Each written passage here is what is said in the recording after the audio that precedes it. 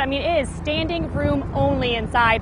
But across the street, he's met with some people who disagree with his message. There's a small group here gathered who support Cruz's opponent. I want you to take a look at this. This is from a stray bullet, and they told me that it ricocheted the entire carport, and then another stray bullet actually flew past here and hit not just one, but both of their car windows. Almost every window was broken because of hail. We're going to take a closer look. So we're going to kind of sludge through this mud right here and go towards the window where it was broken.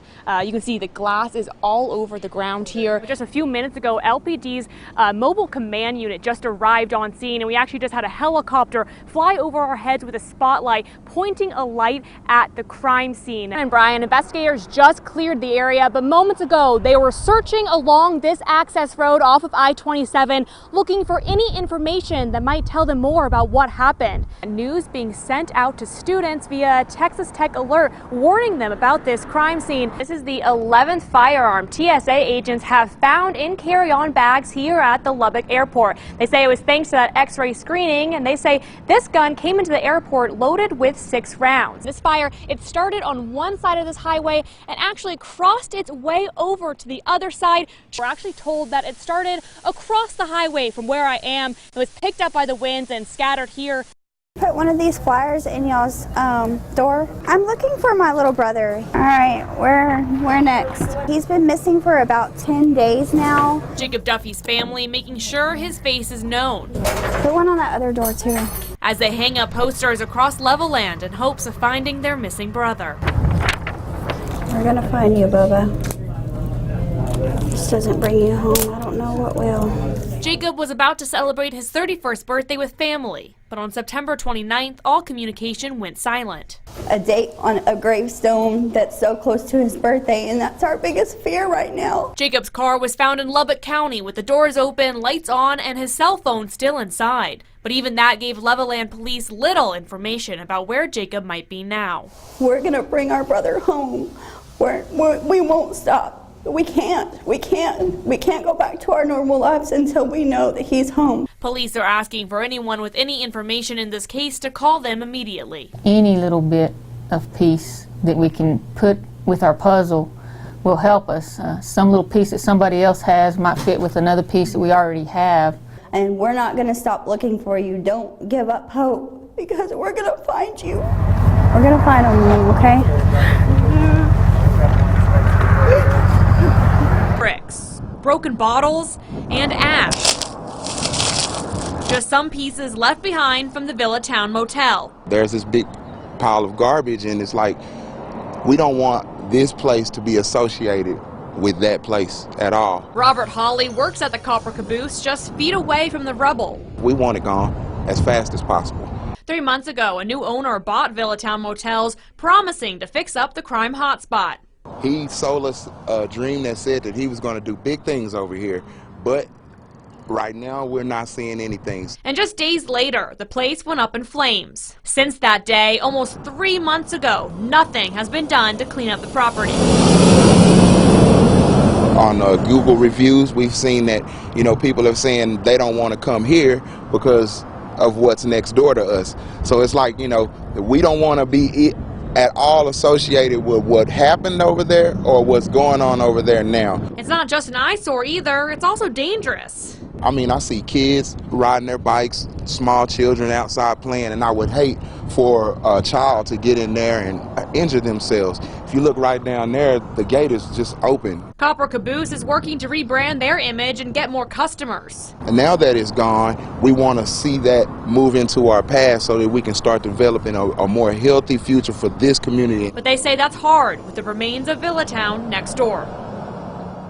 It was an act of kindness 1 month in the making. It started when a customer left his change behind while ordering lunch and ended with this photo. Now it's a friendship and a moment no one will forget. All right, Miss Carol, that would be 1624. And he'd been holding on to it for, I don't know, three weeks or more. And I was just like, man, this is the coolest thing. I was just like, man, what a great American. Welcome to Chick-fil-A. It was only a few bucks and some coins that Danny Sadra left behind almost a month ago at Chick-fil-A.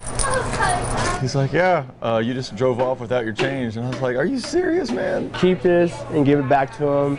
And so that's what I did, and like, I knew he's a regular, so I'm gonna see him again eventually. Marcus saved the $3 in an envelope and brought it to work with him every single day, waiting to give it back to its rightful owner. It was basically a part of my uniform. You know, I had to put, you got my name tag, your hat, apron. I just put it in my back pocket just in case, today might be the day when I see him. Marcus finally returned the change this week.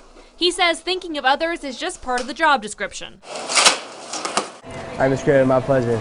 I'm called to serve these people well, not just because of my job, but who I am. For Danny, the change didn't really make a difference in his pocket. It was like $3 and some change. That was it. And I never would have missed it. But the thoughtfulness of the employee returning the change was worth way more than the forgotten money. It's like, what a breath of fresh air. It meant that much to him, So it meant even that much more to me. Now, it's a friendship to last a lifetime. Paige Peroso, KMAC News. Well, police are actually considering criminal charges in this case. With more than 5 million views on social media, lots of people are weighing in on who was right and who was wrong. This video reaching more than 5 million people in just a few days. I don't care that y'all are having fun, all right? You just gotta clear out of the streets. It started with a planned community water war in this East Lubbock neighborhood. At the car wash, 7-Eleven, throw a lot of water balloons, everybody just get wet and have a good time. But shortly after 7 on Saturday, police responded to several complaints. This is like the 10th time we've been out here today. In a statement from police, it said LPD received more than 50 of those complaints about the block party. I don't care that y'all are doing what y'all are doing, all right? Just let traffic go by. Okay. In police body cam video, officers are seen walking down the streets asking people to get on the sidewalks. Can y'all do me a favor and please stay out of the street, okay? Most listened to the cops. Others refused. 10-4, I just got a lot of non-compliant people. They then soaked the officers with water and threw an object at them. Two perspectives emerging. Some saying that the kids were just having fun. I don't think nobody meant it as any disrespect. The event wasn't for any disrespect, just having a good time. It was a hot day. I figured even the officers would have liked to get a little wet, Others saying they took it a little too far. It is a bucket. It could have hit her. And I'm just being honest. If the bucket would have hit me, I would be upset about that. But in the video, seeing the bucket being thrown, it was a little too much. But, at the same time, though, it was a water fight. And police, well, they're calling it an officer assault. Detectives are now starting a follow-up investigation on a water gun fight that could lead to criminal charges. Tried to tell them nicely to get out of the street, so now people are gonna go to jail.